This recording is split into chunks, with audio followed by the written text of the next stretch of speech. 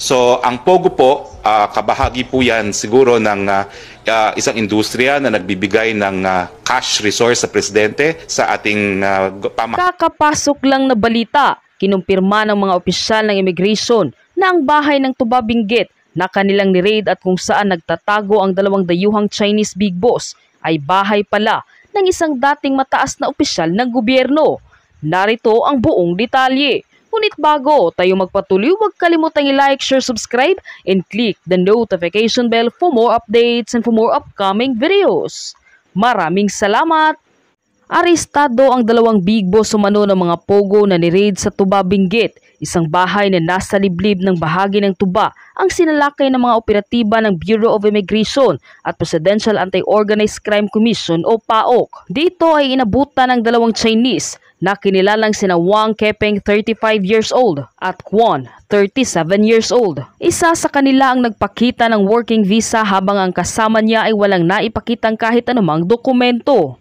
Ayon sa report, konektado umano ang dalawa sa mga Pogo na ni-raid sa Bamban-Tarlac at Porac, Pampanga, habang ang bahay kung saan sila naaresto ay pag-aari umano ng isang dating mataas na opisyal ng gobyerno. Ito raw ay walang iba kundi ang dating spokesperson ni Duterte na si Attorney Harry Roque. Kulong si Harry Roque at saka si Porac Mayor Jing Capil dahil sa Pogo trafficking.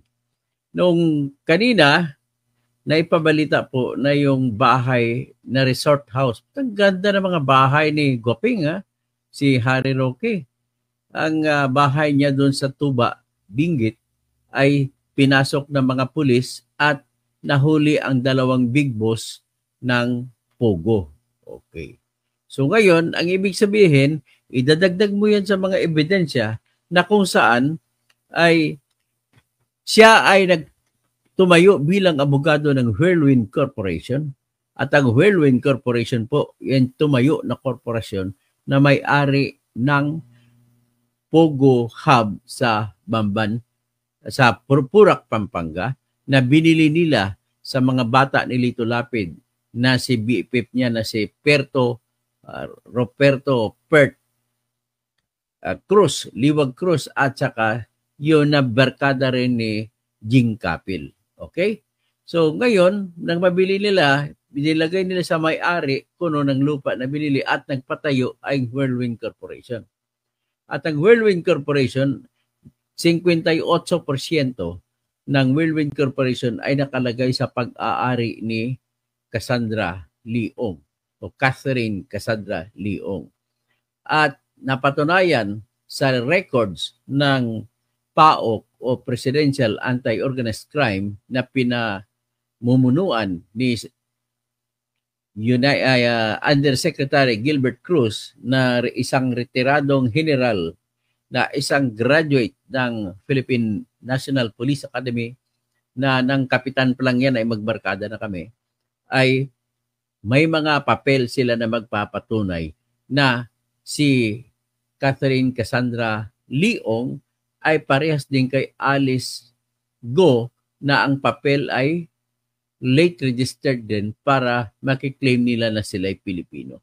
Okay, at oras na mapatunayan si Catherine Cassandra Leong na siya ay hindi Pilipino, ang lahat ng binili ng mga peking Pilipino ay isasampahan ng kaso ng Office of the Solicitor General at ibalik sa estado ang pamahalaan na magmamay-ari ng lupa.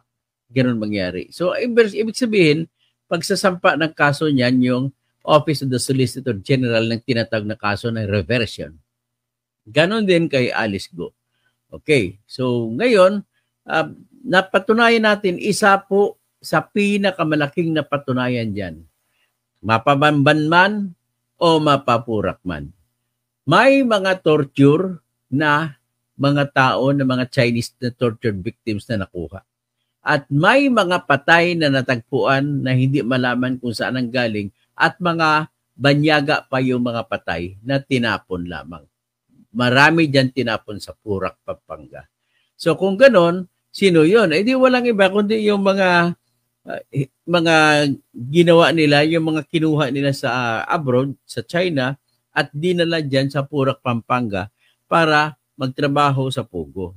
So ngayon, kung ganun ang ginawa nila, nilabag nila ang tinatawag na criminal law na nagbabawal po sa paglilipat o pag-hire o pag-recruit ng mga tao para gamitin sa mga kagaya niyan. Tinotorture sila, so gagamitin sila na tinatawag na pagtatrabaho kung saan ang condition ay labor slavery. So kung labor slavery ang purpose, ang tawag dyan ay trafficking. At ang parusa sa salang trafficking ay life sentence or reclusion perpetua. Kaya kung mapatunayan ito si Harry Roque at si Jing Capil na mayor ng Porac na sangkot sila sa mga gawain dyan, ay makukulong sila habang buhay. Kaya Mayor Jing Capil, ihanda mo na sarili mo. At si ganon din si Attorney Harry Roque na dati ay human rights lawyer, tinatawag na ngayon na isang human wrong lawyer. So, maraming salamat. No? Bago ko patuloy ng discussion, sa pasalamatan ko muna yung aking mga live viewers sa ngayon. So, best friend, si Beatrice, tapos si Escleto Marcelo, si Cesar Viñas Ibarita, tapos si Jojo Alabata. Dyan siya sa Canada ngayon. So, i-share nyo rin, gayahin nyo si Ma'am Jojo Alabata na sinishare niya rin sa kanyang friends at kamag-anak yung aking live ngayon para maraming mga iba tao makumbinsi. Alam mo, kung ma-hit natin ang 2 million sa October 2025, May 2025, sigurado na ako panalo ng senador. At kung manalo kung ako senador, ako ang senador nyo. Kung sino-ino ay magsasalita, ako ang boss nyo. Ako magsasalita, ako ang senador nyo. Ako ay senador nyo. Ganun lang kasimple. So, araw-araw po ay magla-live ako para magre-report sa inyo at kukunin kong inyo na mga opinion. Halimbawa, may issue. Kung divorce ang pag-usapan, halimbawa, magtatanong ako sa inyo kung ilan ang may gusto at ilan ang ayaw. Kung alin ang mas marami, yun ang susundin ko. Ganun po ang aking plataforma kung ako ay maging senador na. So, sabi ni Ibs Rapper, maligalig dyan, idol, na assign ako dyan noong nasa active pa ako sa military service. 2nd Special Forces Battalion, nakabase kami sa Sultan sa Barugis. Sa SSBA ka pala. Anyway, na ngayon, wala na kasi gira ngayon eh. Kaya lang, hindi makaakyat dito pag walang paalam saka kay Brigade Balads. Masarap dito kasi ang lugar po namin dito. Pag nakatayo ka sa 206 Brigade, nakatayo ka, bundok yan. Makita mo sa ilalim kagad. Matarik ang bangin. So, ang alam ko sa kwento niyan, ilang beses na rin mga sundalo nag-attempt o sumubok umakyat pero hindi makakyat kasi matarik nga yung bangin. So, Cesar Ibañez Ibarita, hi Senator Rudo Kausing. Tapos, ang aming mga kinakain dito sa bundok ng Talayan ay maraming mga saging dito na kabindis. Alam mo yung kabindis? Yung saba na saging? Hindi ka magugutom kahit isang taon. Kahit walang bigas dito, hindi ka magugutom. Hindi ka mamamatay. Pagkatapos, yung mga tao rito ay mga reliyoso na Islam. Tapos, andito po, mga kasama ko, yung mga katutubo na mga Blaan at saka mga katutubo na mga iba, mga Tibulin nandito. So, sila ay share lamang dito sa mga dito, pag sinabi mo saan bang bahay ni Dato Imam, sabi niya dyan lang. Pag sinabi niya dyan lang, isang bundok tatawirin mo, tapos andyan lang. Ganito kami po dito sa Talayan, Maguindanao. So, anyway, ang pag-usapan natin talaga, itutuloy natin ito si Roque at saka para matigil na itong mga opisyal natin ng bayan na naglalaro sa mga bagay na krimen para lamang kumita. So, kasi iniisip po nila dahil kagaya ni Harry Roque, abogado siya, magaling na abogado pa, graduate ng University of the Philippines College of Law.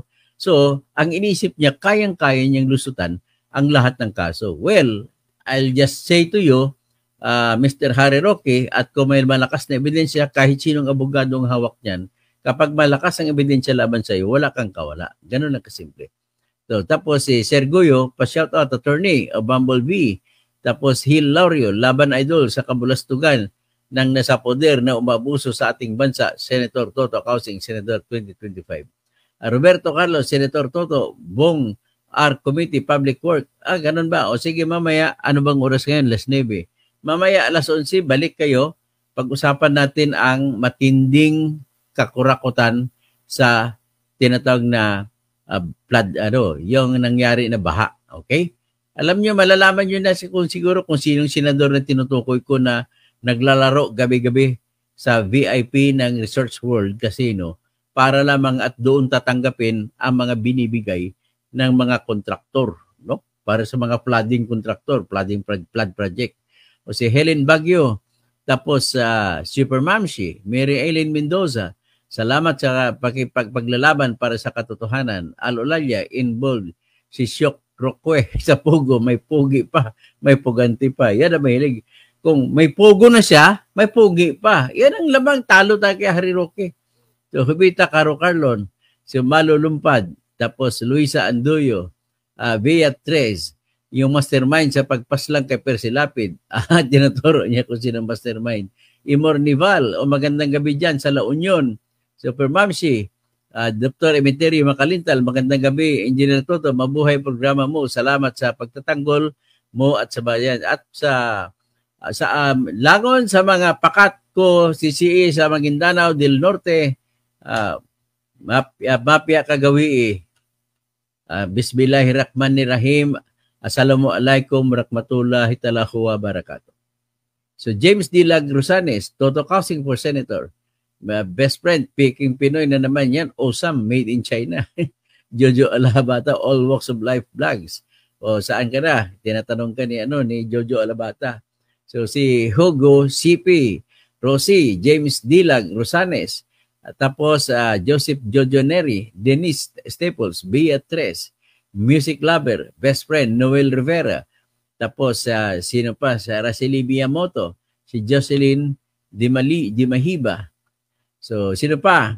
Si Music Lover, si Yormi, hindi naman to si Yormi Isko, no? Ramon Lumibaw Jr. Maray na banggi diyan sa Bicol, sa Albay, KitKat.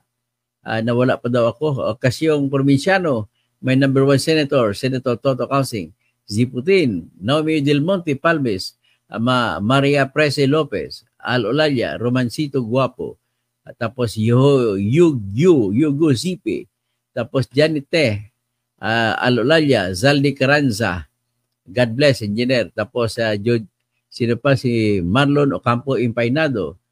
Tapos magpalamig sila sa ulo dyan. So Bruno Erino, Emmanuel Iranes, gandang gabi. So Herman de la Cruz. So Renato Requillo. Tapos Super Mamsi. So Music Lover, Pastora Raelia. At Christopher Talabucon. Tapos Rodolfo San Jose, All Walks of Life Vlogs, Oscar de Jesus, Edna Kusinskas. Tapos sino pa? Si Edna Kusinskas, Nazario Santos, sino pa? Okay. So ang sarap talaga kapag mayroon kang Starlink, kahit saan ka pwede pumisto mag-vlog. Ngayon, malakas ang Starlink dito sa Talayan. Talayan, Maguindano del Norte. So anyway, kay Jose Abiguna, tapos kay Ding Ding, Tiger 52, Oni Butay, Federico Mana, sino pa? Blue Amigo, Romulo Bumatay, Blue Amigo, Nelson Dingding, Gluman Panaligan, Tiger 52, Jess Aliga, Blue Amigo, Rajati, Ray Belangel, Shine Al. Okay? Proceed tayo. Ito po ay malamang pwede ng kasuhan at ikukulong ng habang buhay si Harry Roque, Attorney Harry Roque, at saka si Purak Mayor Jing Capil. Bakit po? Kasi napatunayan na sila ay kakutsaba ng mga big boss sa Pogo. At kung kakutsaba ka sa mga krimen na ginagawa, ay ibig sabihin po, ikaw ay kung ano ang kulong sa mga taong kinasuhan, ay siyang din ang kulong mo. Kung anong kasalanan nila, ay siya rin ang kasalanan mo. Sa base sa pagkatao, sa kaso naman ni Harry Roque, nung kanina, nilusob ng pulis yung kanyang resort na bahay dyan sa Tuba Benguet. Malamig doon. At doon pala natagpuan ang dalawang big boss ng Pogo, mga Chinese citizens, no? At natagpuan doon, nahuli na, at iyon po ay may standing case na trafficking. Bakit trafficking? Kasi po, natagpuan po sa kanilang mga Pogo, kahit sa Bamban, kahit sa Purak, na may mga tinorture silang tao. At marami pang namatay na na-recover at hindi na nalaman kung saan nanggaling, pero mga banyaga sila lahat. Nang ibig naman sabihin, mahigit 60 po ang namatay sa Pampanga. Ang ibig naman po sabihin ay pinatayan ng mga Pogo. At kung pinatayan ng Pogo, yan pong ebidensya na yung trabaho ng mga tao na inangkat nila mula sa ibang bansa, sa Vietnam, sa Malaysia, mayroong taga-Indonesia, mayroong taga-Cambodia, at saka mas marami dyan sa China. Yung kawawang mga Chinese. Tapos, dinala dito sa Pogo ang hindi makaabot sa quota na tinatakal nila kung magkano dapat kikitain sa bawat araw ay kanilang tinotorture. So, kung sino man ang umayaw, gusto na mag-resign, gusto nang umuwi ng China, ay tinotorture din nila. So, habang tinotorture, marami po sa mga itong tinotorture na ay namatay. So, ang ibig sabihin po, pag ganon, pwedeng hiwalay na kaso na murder. Kapag mapatunayan mo kung sino ang nagkasala. At pwede rin, maliban pa dyan, at kakasuhan pa ng kasalanan na tinatawag na trafficking. Ang trafficking naman po ay tatlong uri. Angkat ka ng mga tao or hakot ka ng mga tao, idadalhin mo sa isang lugar, at kung mga babae lahat, gagawin mo silang sex slaves o di kaya prostitutes, ay makukulong ka sa salang trafficking. At ang kulong mo ay habang buhay. At kung ang pakay mo naman, dadalhin mo sila sa isang lugar para magtrabaho at ilalagay mo sila sa kondisyon na api na sila, yan ay trafficking. At kung dadalhin mo sila, nagawin mo silang alipin, iyan ay trafficking din. So sa ganang ito, maraming natagpuan na torture sa Pugo at saka sa Bamban, ibig sabihin na patunayan na mayroong mga tao na isa sa mga empleyado o di ka ilan sa mga empleyado ang may pinatay at may tinorture, ginagamit pang baseball bat. Pero papaluin mo ng baseball bat ang isang tao. Nako, naalala ko tuloy yung sumbong sa akin ni Dr. Chow Chow Yumol na yung mga tao ni Mayor Purigay, Mayor Rosita Purigay, at saka namatay na ngayon, at saka si Mayor Oric Purigay, na sila mga tatlong tao, hinarangan siya sa Quezon City, baseball bat ang hinataw kay Dr. Chow Chow Yumol. At dahil doon, nagpa-hospital, nagpa-opera. Buti, pwede pang mata. At dahil sa operasyon yun, hindi siya nakadalo sa hearing, pinalabasan naman itong bias na judge na si Judge De La Peña. Pinalabas siya ng warrant of arrest at kinansila ang piyansa ni Chow Chow Yumol. Kaya nagkalintik-lintik buhay. So, balik tayo kay Harry Roque. So, si Harry Roque naman at saka si Jing Capel, ang kay Harry Roque, napatunayan na ngayon na yung mga tao na sangkot sa pagpapatay at pagtutorture ng mga tao ron ay kasama niya. Si Capel naman, ano naman ang kanyang ugnay dito sa mga Purak? Katotohanan po na walang permit noong 2024 ang Purak Pogo pero hindi niya pinadlak, hindi niya sinara. Ibig sabihin, bakit hindi sinara? Kasi kumikita siya dyan. At kung kumikita ka dyan, ibig sabihin, lahat ng pangtutorture na ginawa at pagpapatay ng tao na ginawa dyan sa Purak ay ikaw ay sala rin, Mr. Jing Capel. Kaya dapat kang kulong ng habang buhay. Ang ginagawa ni Jing Capel, nagsampa siya ng libel case laban sa mga kung sinong vlogger. Ang katwiran nila ng mga abogado niya yung mataba, ewan ko, magpapayat ka naman, attorney Olives yan. Ang alam ko, LGA kan siya, parang hindi siya totoong babae. Ganun ang kasimple. So, nagsampa daw sila ng kaso kay Jing Capel para daw labanan ang fake news. Teka muna. Tumayo nga kayo kung sinong abogado. 5 abogado ni Jing Capil. Sa 250,000 na bayad o 500,000 na ng bayad bawat isang abogado. At nabayaran ni Jing Capil. Ang ibig sabihin, 2.5 million ang ginastos ni Jing Capil para gumawa ng mga reklamo ganun. Gagawa. Sigurado ako, hindi ko pa nakita ang reklamo, pero sigurado ako na isa ako sa sinampa ng kaso. Hindi ko alam kung paano yung mapadala ang sabina dito sa brigade ng 206 Brigade dito sa Talayan, Maguindanao. Binibigay ko ng address. Ito ipadala nyo, care of Brigade Commander Malads sa 206 Brigade dito sa Talayan, Maguindanao, Northern Maguindanao, o di kaya Maguindanao del Norte. Paano nyo patunayan na fake news ang aming sinasabi? Una, ang sinabi ko laban kay Jing Capil, ikaw ay protector ng Pogo. Fake news ba yan? Paano patunayan niya? Sige nga. Klaro-klaro na hindi niya sinara kahit walang permit. Iyan, ebidensya na yan na protector siya. Number 2, sinisingil mo lamang ng 10,000 na amilyar o real property tax na 46 ang building dyan. Siningil mo lamang ng 10,000 pesos. So, ang dapat na singilin mo dyan, dasi sa kwenta ko, kwentahin natin. Inamin ng engineer ng PURAC na 1 billion mahigit ang sinabit na papel ng Pogo ng Whirlwind ang gastos sa binili na materyales sa pagpatayo ng 46 na building. Ibig sabihin niya, kasi civil engineer din ako, ang estimate mo kung 1 billion ang iyong materyales, 1 billion din halos ang gastos mo sa labor. So kung 1 billion din gastos mo sa labor, ibig sabihin 2 billion ang halaga ng lahat ng building. Yan ay, ano na yan?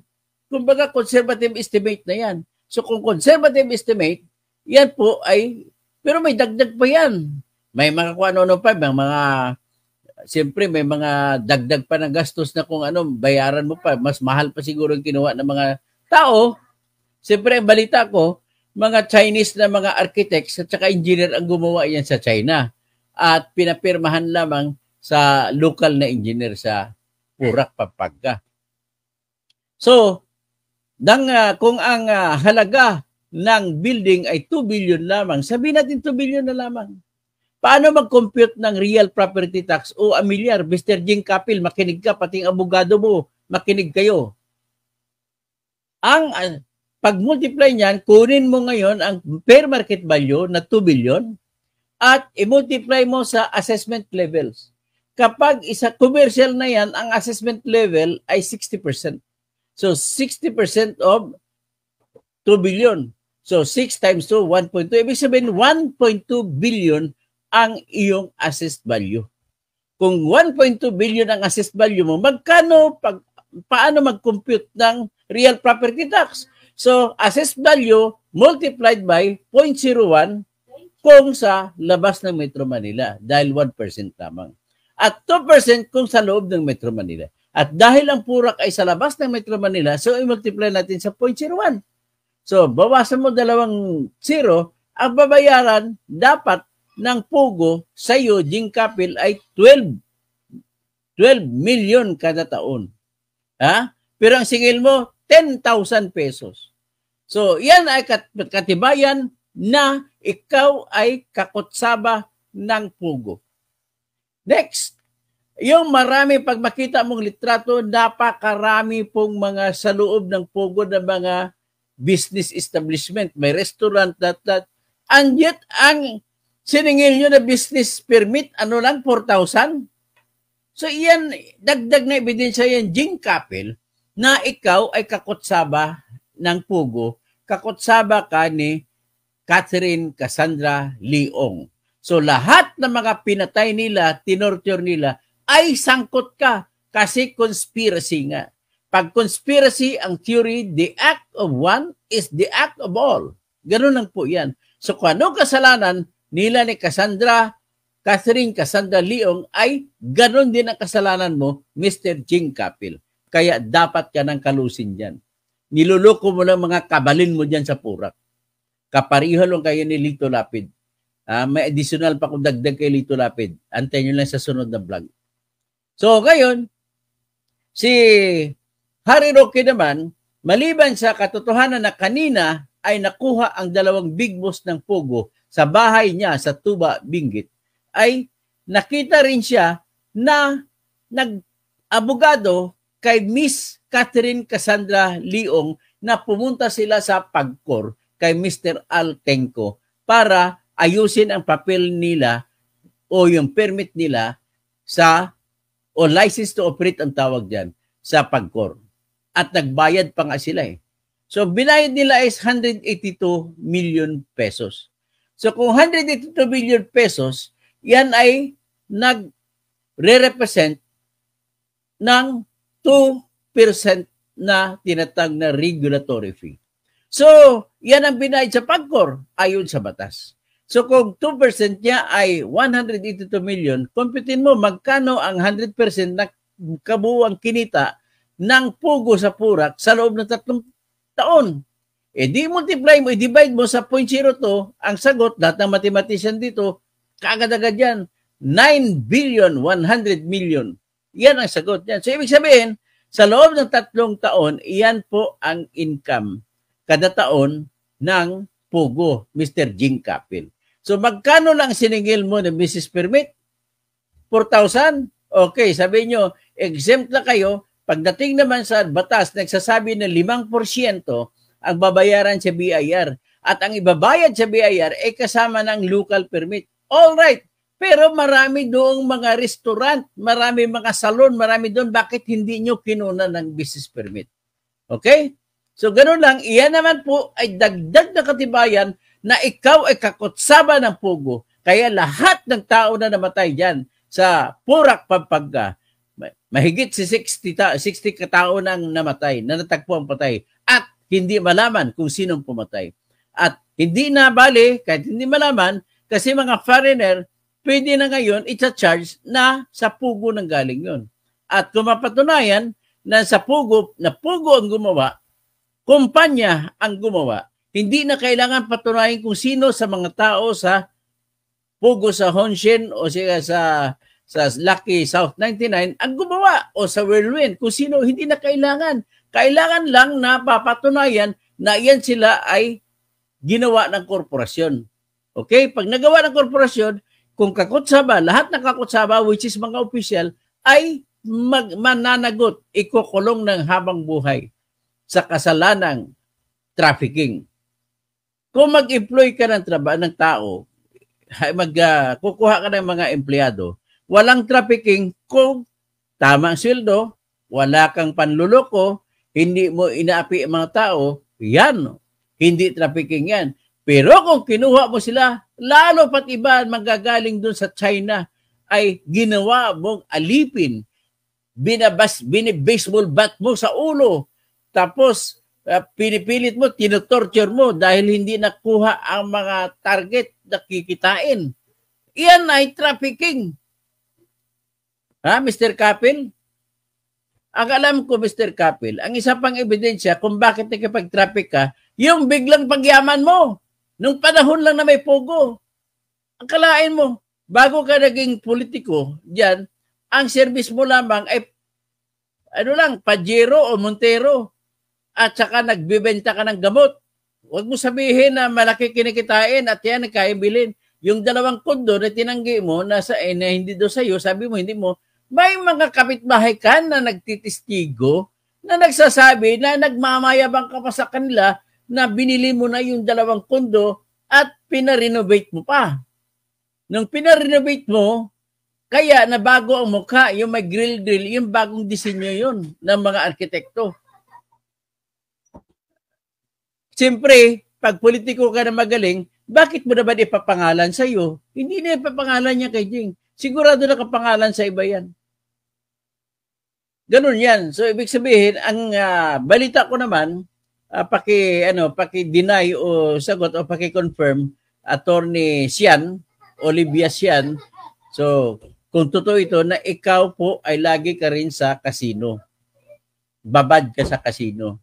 Matabang babae ka, pero lalaki ang puso. So, babad ka sa casino at ikaw ang nagtuturo kay Jing Capel kung paano mamaniobrahin o palsipikahin para kumita sa real property tax at saka sa business tax. Okay? Hi, sabi mo ba? Okay. So ngayon, kung ganon na sinusunod na kanila, ibig sabihin, ikaw ang big boss dyan. Ba't tinuturo mo yung isang mga abogada na big boss? Ha? Kaya pag makumpirmahan ko yan, tanong yung iko-confirm na kung hindi kasi attorney, lahat kayo dyan, sasampahan ko rin kayo ng disbarment kapag malaman ko yan, kapag may ebidensya na kulaban sa inyo. Pero siyempre, of course, tatanggihin nyo yan. Kasi imbis na magiging marangal ka, lawyering is a profession that is not a trade or business. It is a noble profession. Alam mo yan, attorney. Ha? Alam nyo yan. Kaya sa mga tao na proven na ngayon hinahire nyo, karapatan nyo magiging abogado ng mga kriminal. Pero hindi nyo karapatan para sasabihin mo, depensahan yung kriminal to the point na magsinungaling kayo. The most that a lawyer can do to a criminal person who is the lawyer's client is this. Kung ako ang abogado ng mga ni Jing Capel, sasabihin ko lang, patunayan nyo lahat ng kasalanan ni Jing Capel. Ganun lang kasimple. Ilatag nyo ebidensya. At kung nakita ko hindi sapat ang ebidensya at kung hindi tama paglatag, ay kukontrahin ko. Ganun lamang po ang papel ninyo dyan. Tapos, magsasampa pa kayo ng kaso sa mga vlogger na lalabanan nyo fake news. Tanong, paano mo patunayan ang fake news kung fake news ang tinatag mo na may na protector ng Pogo si Jing Capel? Sige, patunayan mo na hindi protector. Sige nga. Miss Pyra Lucas. Patunayan daw nila na peke yung pagsabihin na yung 2 kondo ay kay Jing Capel. May sports car ka pa, tinatago mo sa garahe mo, pa, hindi makita. Mula nang naikaladkad ka sa publiko, tinatago mo ng sports car mo na Porsche. May sports car ka pa rin na BMW. At meron kang 10 million worth. 10 million pala ang kanyang Land Cruiser kasi bulletproof. So, ganun katindi si Jing Capel. So, dahil sa yumaman ka ng todo, pati si Harry Roque, yumaman ng todo, ay number 1 na ebidensya na kayo po ay kakotsaba sa trafficking. Kaya dapat kayong ikulong. Ha? So, tandaan nyo yan. Tapos si Mr. Roque din ay natagpuan ang kanyang mga bank accounts doon sa loob ng Bamban Pugo. At doon sa opisina ni, A.R. de la Serna, na isang poging lalaki. Hindi lang siya mahilig sa pogo, mahilig pa siya sa pogi. Yun. Kung si Alice Go, ang pangalan niya totoo ay Go Huaping, si Harry Roque ay mahilig sa guwaping. Ganun lang kasimple. So, ano pang ibang problema na yan? Abogado siya ng Whirlwind.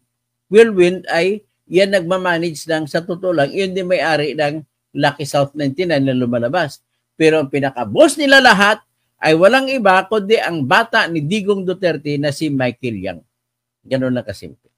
Nice ko lang, na-present ko na noong nakarang vlog ko na kumakain si Jing Capel sa restaurant dyan sa Pogo sa loob. Kasama niya kapatid ni Lito Lapid. Kasama niya rin dyan kasama niya lagi na BFF niya si Tatang Pert Liwag Cruz o si Roberto Cruz na siyang presidente ng Victoria Tourism Park Corporation. Na siya sa loob na ng may-ari ng tinatawag na Royal Grand Palazzo na isang subdivision ko na 106.4 hectares. At sa loob ng 106.4 hectares ang 10 hectare na Pugo Hub. Doon nila tinayo. At itinayo nila, sa katotohanan na nagsasampa ng kaso mga magsasaka ng mga kabalin dyan sa Purak, laban kay Roberto Cruz, Binenta niya, kuno na kunwari lang yon sa Whirlwind at pinatayuan ng Whirlwind ng Pogo Hub. Pero mo, kinakaso, nanalo na yung mga farmers tapos pinilit mo, ginawan mo ng paraan, Berster Perto Cruz, na maitayo ang Pogo. Grabe naman kayo. Yan ay, hindi may tayo yan kung walang business permit na binigay, building permit na binigay si Jing Capil. O isa na namang ebidensya yan, Mr. Jing Capil, na ikaw ay dapat ikulong sa sala na trafficking.